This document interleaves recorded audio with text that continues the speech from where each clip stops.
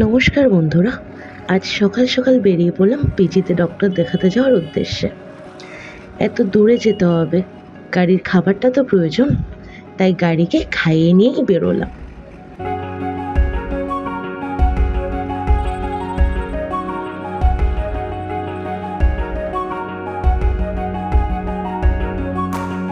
আমার না বাইকে করে দূরে দূরে ট্রাভেল করতে খুব ভালো লাগে। ট্রেনে বাসে তো যাওয়াই যায়, কিন্তু বাইকে একটা আলাদা অ্যাডভেঞ্চারাস ব্যাপার আছে। আমার মতো কজন আছো যারা বাইকে এভাবে ট্রাভেল করতে ভালোবাসো? কমেন্ট করে জানিও।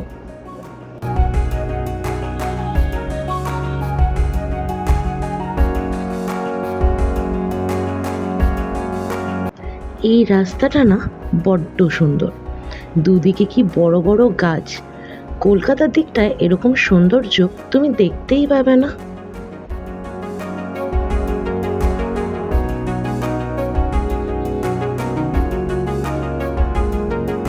সকালবেলা বেরিয়েছি, কিন্তু রোদ দেখেছো?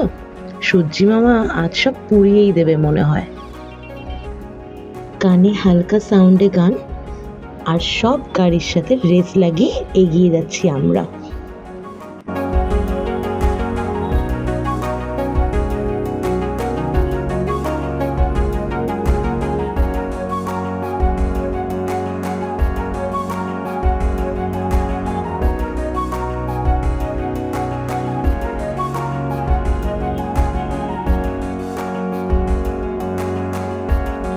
দমদম এয়ারপোর্টের কাছে চলেই এলাম। সিগন্যালে দাঁড়ানোটা বড্ডই অস্বস্তিকর একটা ব্যাপার।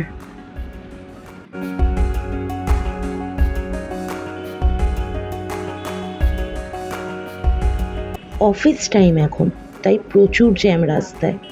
যে যার কাজে যাওয়ার জন্য গাড়ি ছুটিয়ে চলেছে গন্তব্যস্থলে। এয়ারপোর্টের ২.৫ নম্বর গেটের ভিআইপি রাস্তাটা আমার খুব ভালো লাগে। কি সুন্দর টান টান রাস্তা, আর সব গাড়ি শো শো করে চলে যাচ্ছে পাশ থেকে।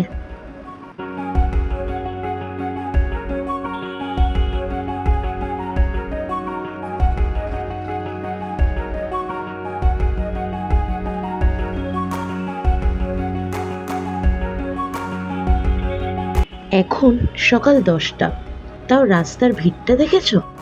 সবাই যেন বাড়ি ছেড়ে রাস্তায় বেরিয়ে পড়েছে।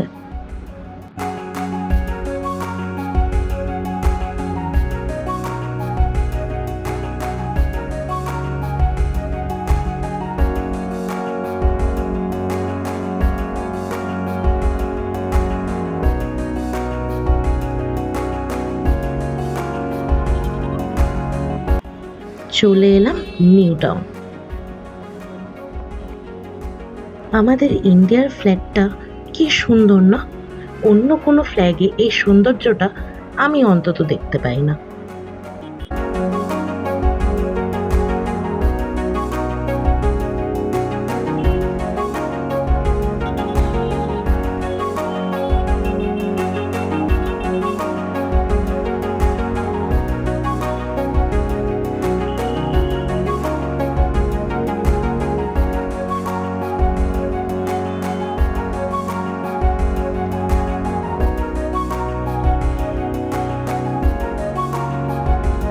কি সুন্দর দেখো, ওই বয়স্ক দিদা দুটা একে অপরের হাত ধরে পার হচ্ছে রাস্তা। এরকম সুন্দর ভালোবাসা যেন সবার জীবনে থাকে।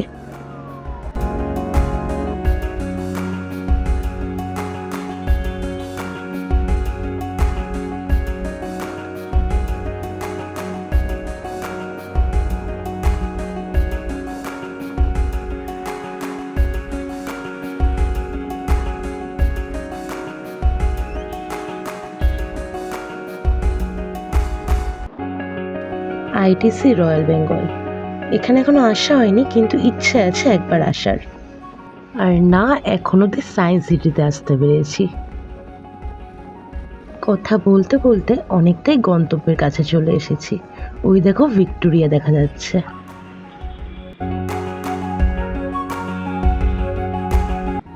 চলে এলাম পিজিতে।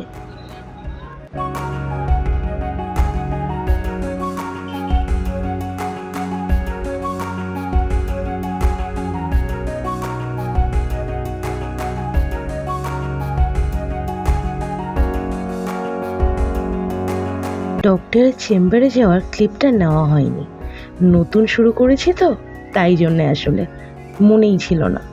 বাইরে বেরিয়েই আমি খেলাম গরম এক কাপ চা, এত গরমে। আর উনি খেলো কচুরি। যতই গরম থাকুক না কেন, বাঙালিদের কাছে চা একটা ইমোশন।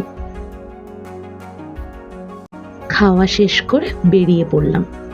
হঠাৎ ওরা মনে হলো আসা তো হয় না এদিকে, তাই আজ ভিক্টোরিয়া ঘুরেই বাড়ি যাবে। তো যা ভাবা সেই কাজ আর কি, নিয়ে নিলাম টিকিট।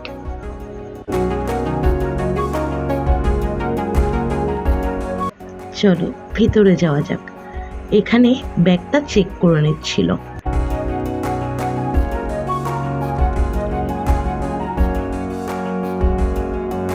বাচ্চাটা কি কিউট না, কিভাবে দেখছিল দেখলেন? ভেতরটায় ঢুকে গেলাম। এবার চলুন এবার এক্সপ্লোর করা যাক ভিক্টোরিয়া। এটা হচ্ছে আমার আগের জন্মের এই তরোয়ালটা, এটা হচ্ছে আমার তরোয়াল, এটা ছিল তোর তরোয়াল, এই ঢালটা আমার ছিল।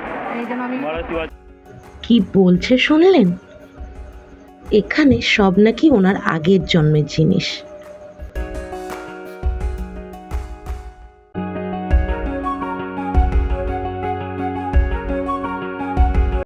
একটু রিলস বানাচ্ছিলাম, তাও ওর জ্বালায় শান্তি নেই।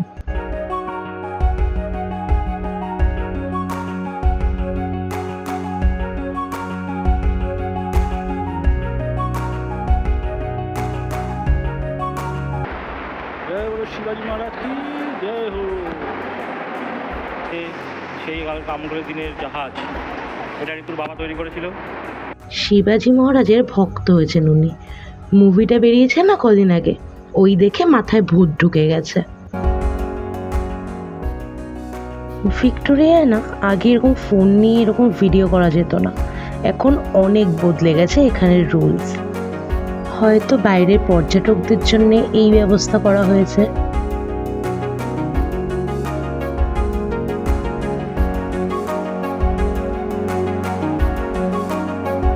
কত সুন্দর সুন্দর জিনিস সংরক্ষণ করে রেখেছে। এগুলোই তো কলকাতাকে এত ঐতিহ্যময় করে রেখেছে, তাই না?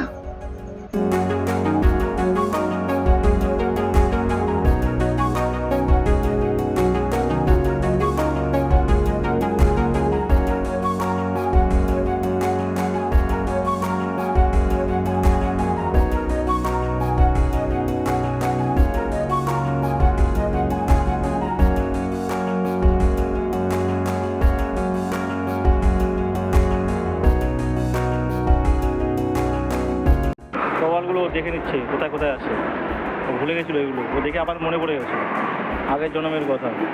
শুনলেন? আবারও সেম কথা। হে ভগবান, মাথাটা মনে হয় পুরোই গেছে।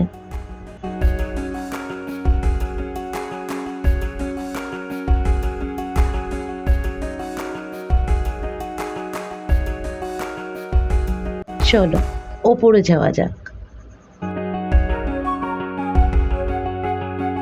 খুব সুন্দর হাওয়া দিচ্ছিল ওপরে, তাই বেশ ভালোই লাগছিল এখানে দাঁড়িয়ে থাকতে।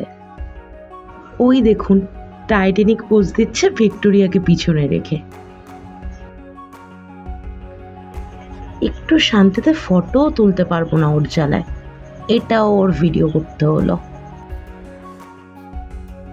চলুন তাহলে যাওয়া যাক নিচে। বাইরেটাও খুব সুন্দর, দেখুন চারিদিক পুরো সবুজ, আর তার মাঝে দাঁড়িয়ে আছে হোয়াইট মার্বেলে তৈরি রাজপ্রাসাদ। ভালো লাগলে সাবস্ক্রাইব করে দেবেন আর পাশে থাকবেন। দেখা হচ্ছে নেক্সট ব্লগে। টাটা।